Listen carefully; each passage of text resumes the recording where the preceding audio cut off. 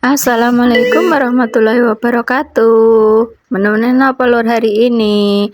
Kula niki pengen damel tahu isi mengke makme kalih sop ceker. Lah niki tepung terigu dibumboni kalih tumbar, bawang kalih merica, jangan lupa penyedap rasa kalih garam nggih. Pun suwe banget mboten masak niki lur. Lah mriki jawah mawon nggih jenengan pripun? Dadi pengen sing seger kalih nyambel kalih lalapan kalih tahu isi niki mengke. Nyukane banyune berkala mawon nggih, kalih diaduk-aduk ampun sampai kencer, ampun kekendelen sedeng-sedeng mawon mengke gen kelet enten gen tahune. Lanjut damel isiane nggih, niki isiane wortel diirisi tipis-tipis mawon niki mengke boten kula oseng namung mentah ngeten niki mawon langsung disekne. Lah isiane wortel, seledri, daun bawang kalih tokolan atau kecambah.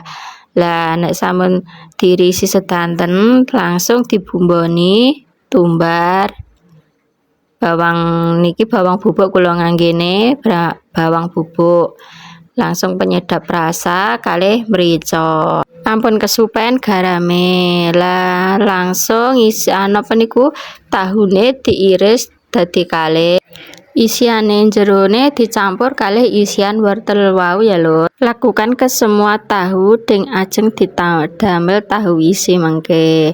Lah sampune dibolongi tahune niku isine dicampur kalih niku wau isiane wortel langsung diisekne teng jerone tahu niku wau. Rada-rada dipadekne ya lur mengke supayane mboten ambyar. Lah niki pun isi sedanten langsung mawon digoreng. Ampun lali dibolak-balik, nek ampun rupane kuning ampun dientas, ampun atos-atos. Lah menu hari ini sop ceker ayam tahu isi mboten kesupen sambel. Nggih sampun lho, selamat berbuka puasa. See you.